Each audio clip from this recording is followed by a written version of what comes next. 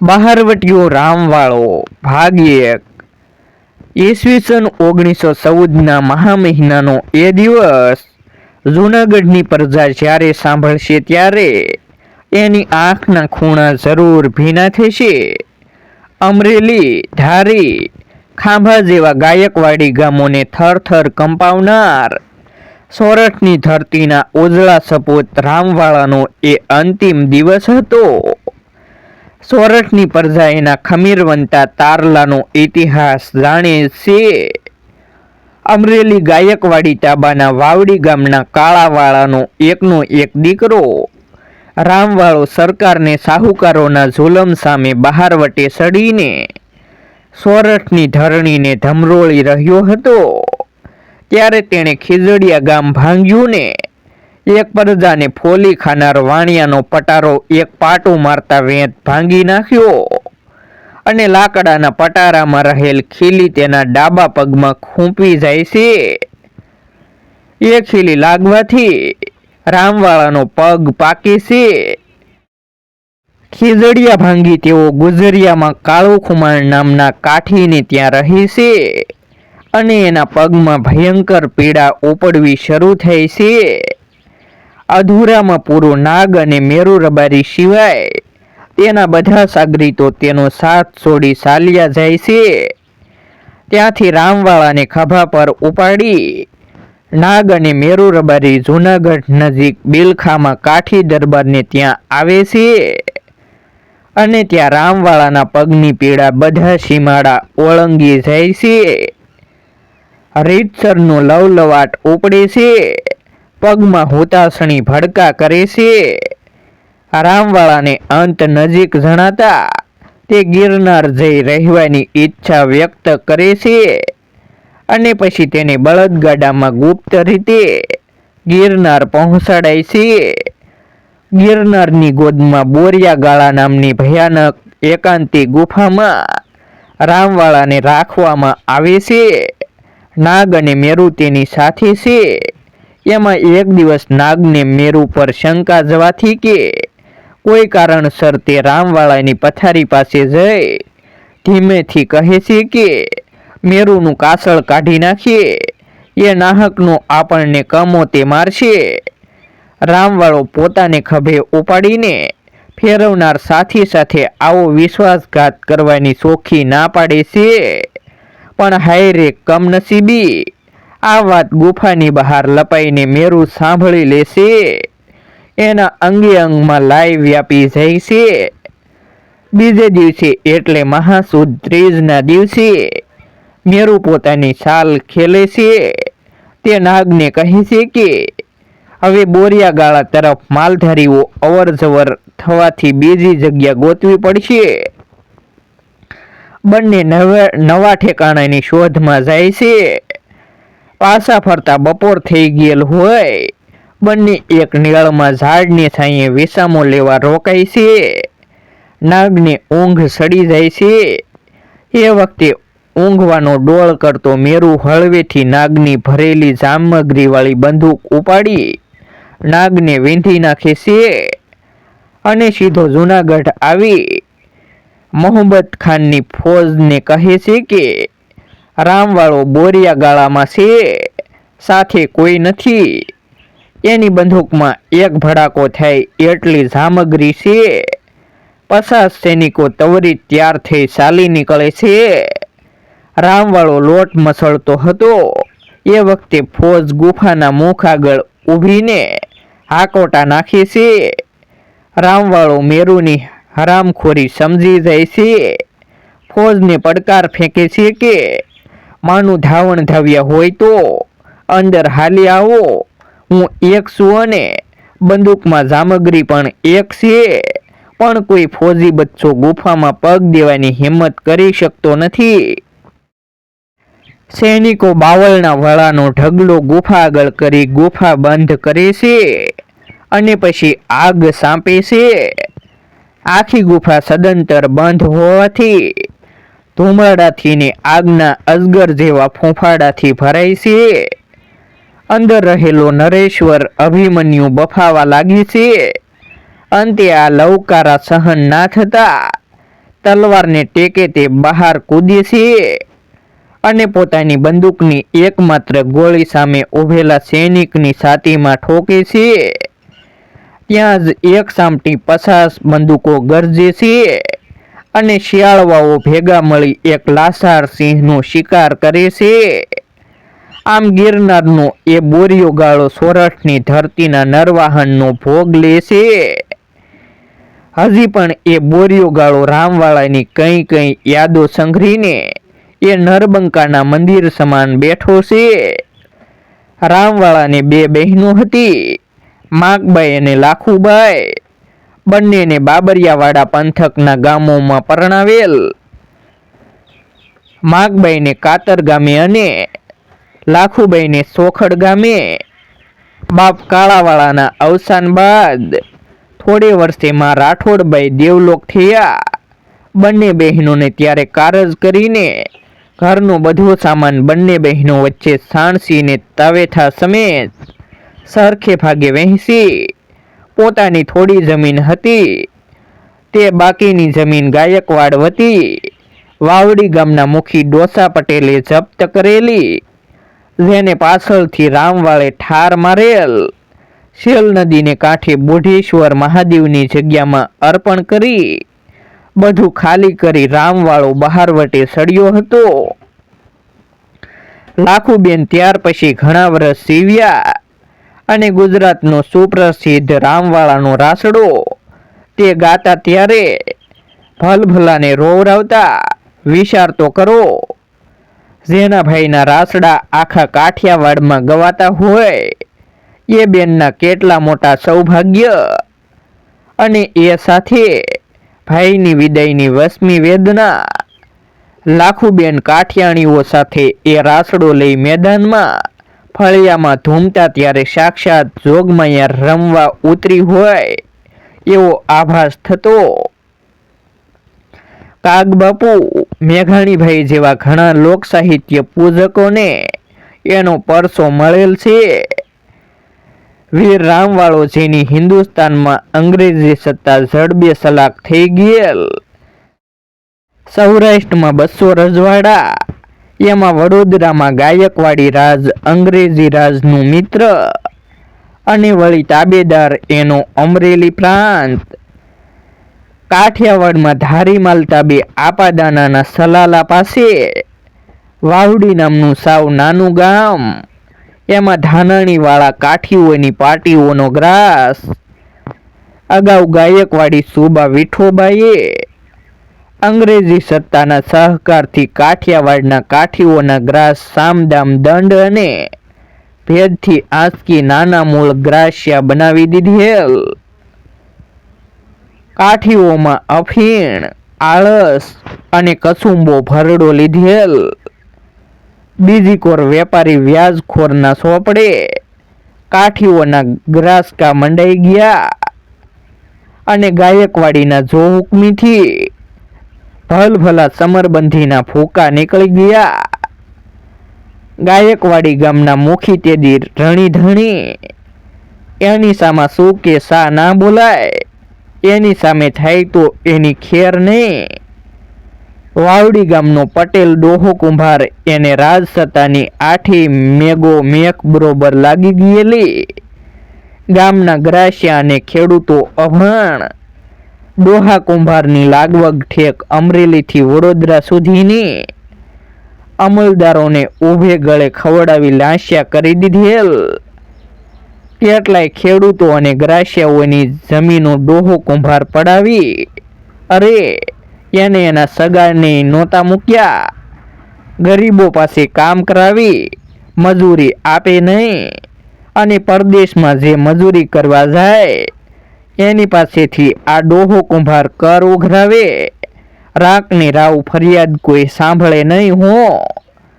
વાવડીનો આપો ગઢેરો કાળાવાળો આ એના ઉપર ડોહા કુંભારની કરડી નજર થઈ એટલે કાવા દાવા કરી એનો ગ્રાસ સરકારી જપ્તીમાં લેવડાવ્યો અને દાબ દીધો કે આપા 1 વીઘો જમીન જો હું તમને ખાવા દઉં તો હું ડોહો કુંભાર નહીં, આપા કાળાવાળાના દીકરા રામવાળો 12-14 વર્ષની ઉંમર, નજીકનું ગામ ધારંગણી છે. 2-3 છોકરા હારે ભણવા જાય અને એની હારે ડોહા કુંભારનો દીકરો સવજી રામવાળાનો પાસો ફેરું.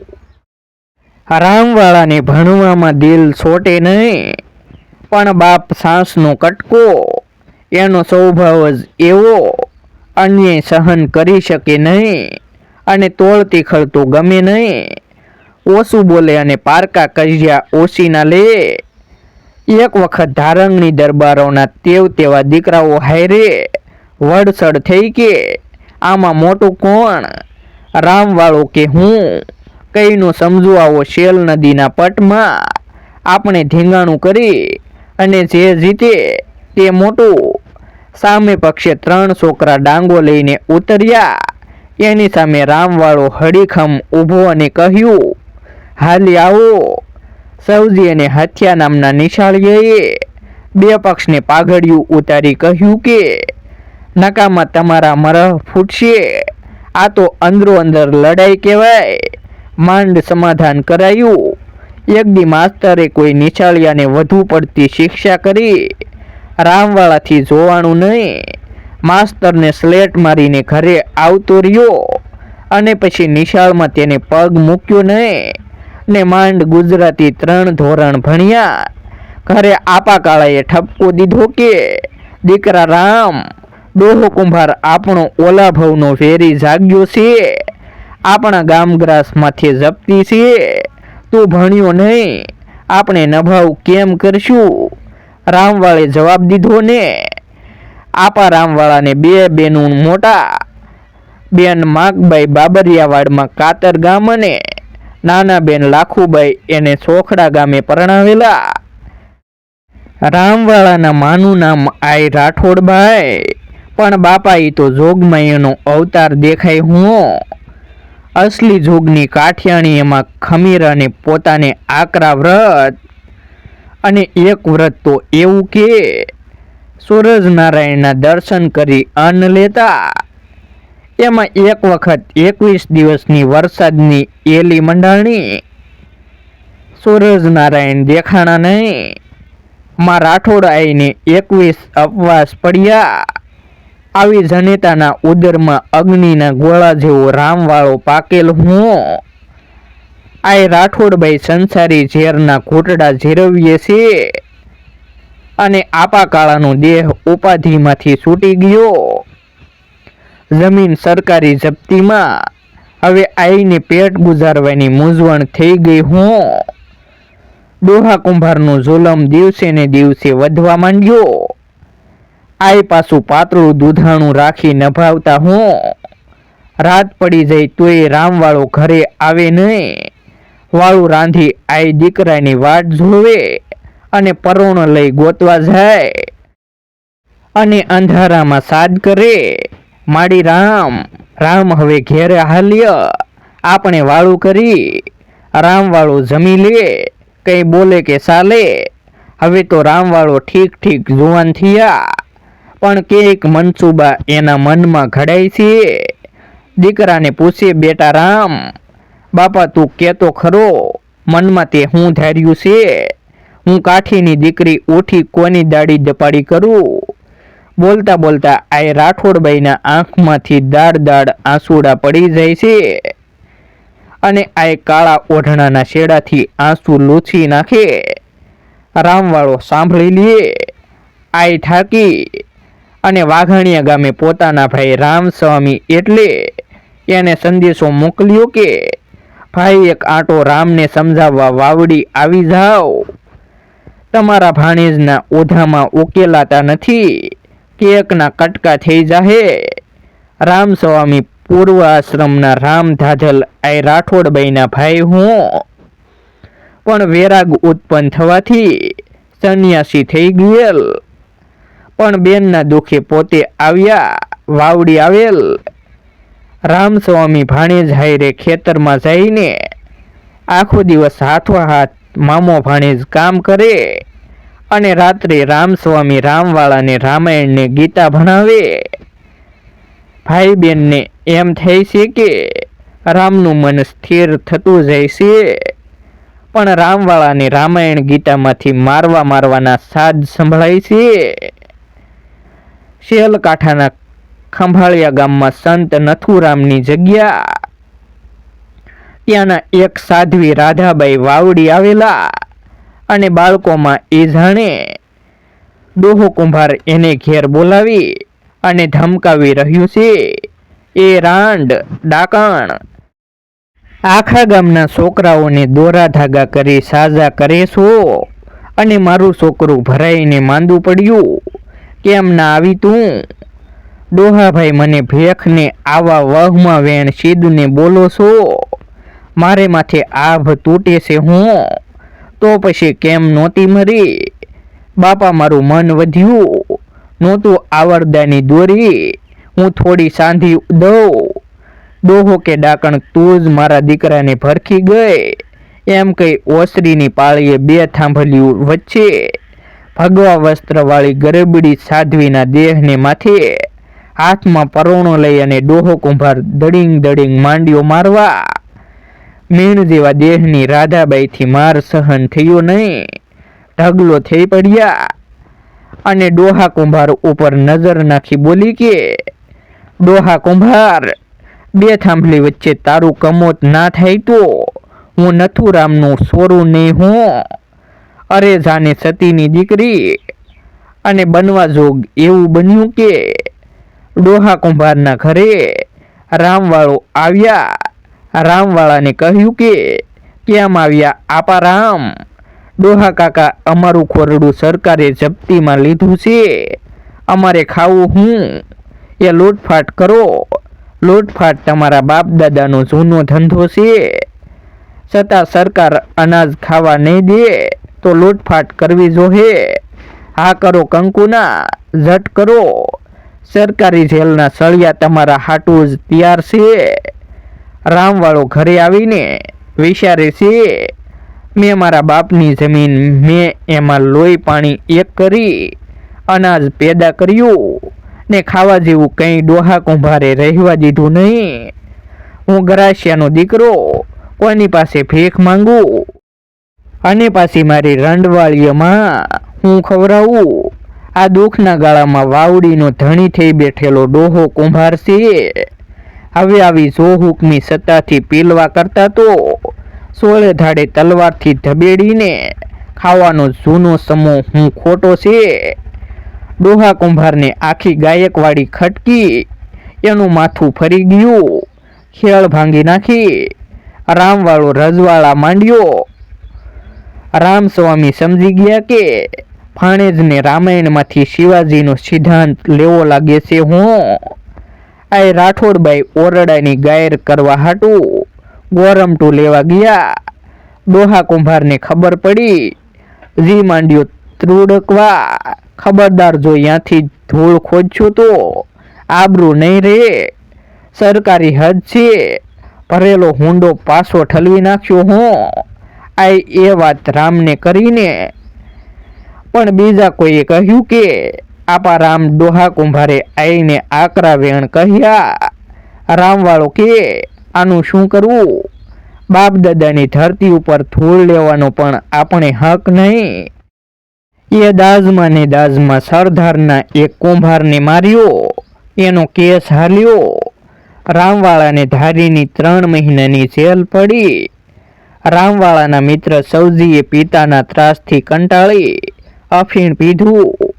ડોહા કુંભાર ઉતારવા દીધું ને એવો એ તો દયા વિનાનો હતો. ધારીના પલટનમાં ગાયકવાડીમાં અમરાપરના ગોલણવાળો નોકરી કરે. જ્યારે ધારીની રામવાળાની જેલમાં ગોલણવાળાનો પહેરો આવે, એ પોતાનો ઈરાદો જણાવે કે ગોલણભાઈ, મારે ગાયકવાડી જોલમદારો સામે બહાર વટે નીકળવું છે. તો કે રામભાઈ, હું પણ તમારી હારે. 3 મહિને રામવાળો જેલમાંથી છૂટ્યા. ગોલણવાળાએ નોકરીમાંથી રાજીનામું દીધું. રામવાળો વાવડી ગયા ને ગોલણવાળો અમરા પર આવ્યા. ગોલણવાળો જુનાગઢ ગયા. ગિરનારના ઉપરકોટમાં દેરાસર પાસે નોકરી મારીએ પહેરેદાર તરીકે વાવડીથી રામભાઈને તેડાવી લીધા અને બે માંડ્યા બહાર વટાની સંકલસ કરવા. ત્યાં વાવડીથી આ રાઠોડભાઈનો સંદેશો આવ્યો. આપા રામ, થોડાક દિનું હું મહેમાન છું, સેલુકી વાર મને મળી જા. આઈના સમાચાર મળતા રામભાઈને ગોલણભાઈ વાવડી આવ્યા. બે માસે ભાઈ બાબરિયાવાડમાંથી બે બેનું સાકરી કરવા વાવડી આવી ગયા. માનો દેહ નબળો છે, ટકશે નહીં, આવું સૌએ એવું માન્યું. આ રાઠોડભાઈ રામ રામ કરતા દેહ છોડ્યો. રામવાળાએ માતાના દેહને પગે લાગી અંતિમ સંસ્કાર કર્યો. આ રાઠોડભાઈના કારજના ટાણે કાગળ એટલે મેલા લખાણા, પણ ગોલણભાઈ ડોહા કુંભારના ત્રાસથી વાલની વાળી પણ રહી નથી. કારજ શેનું કરશું?